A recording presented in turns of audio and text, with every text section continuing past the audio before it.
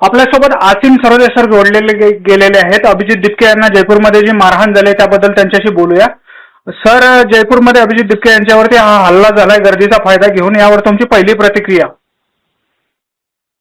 विरोधी मत असेल आणि सरकारच्या विरोधात जे असतील त्यांना अशाच प्रकारे मारहाण करण्याचे प्रकार, दाबून टाकण्याचे प्रकार सुरू झालेले आहेत.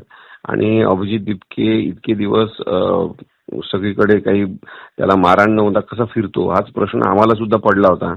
आणि आज जयपूरमध्ये मारहाण झाली असं आपण म्हणताय ती अत्यंत दुर्दैवी घटना आहे की विरोधी आवाज दाबून टाकणे आणि त्या आवाजाच्या पाठीमागे भीती निर्माण करणे ही जर सरकारची स्ट्रॅटेजी असेल आणि अशा अमानुष पद्धतीने लोकशाहीचा गळा घोटण्याचा प्रयत्न ते करत असतील तर ते अत्यंत दुर्दैवी आहे. या आंदोलनामध्ये सर काहीतरी गोंधळ निर्माण करून हे आंदोलन हिंसेच्या दिशेला कुठेतरी वेगळ्या दिशेला नेण्याचा प्रयत्न या हल्लेखोरांचा आहे असं तुम्हाला वाटतं का? आतापर्यंत ते आंदोलन सुरू राहू दिलेलं आहे. याच्या मागेच अनेक गोष्टी शंकास्पद वाटत होत्या आणि आता जर तो हल्ला झाला असेल तर अभिजित दिपकेंनी सांभाळून राहिलं पाहिजे असंच आपण सांगू शकतो. त्यांचे एक सहकारी म्हणून, वकील म्हणून या कायदेशीर याबाबत तुम्ही काय पावलं उचलणार सर?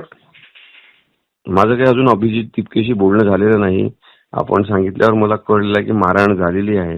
अशी दुर्दैवी घटना घडली असेल तर नक्कीच कायदेशीर कार्यवाही पोलिसांनी केली पाहिजे. त्यांनी संबंधितांना अटक केली पाहिजे आणि अभिजितचा जबाब घेतला पाहिजे. नक्कीच. खूप खूप धन्यवाद आमच्याशी बातचीत केल्याबद्दल सर.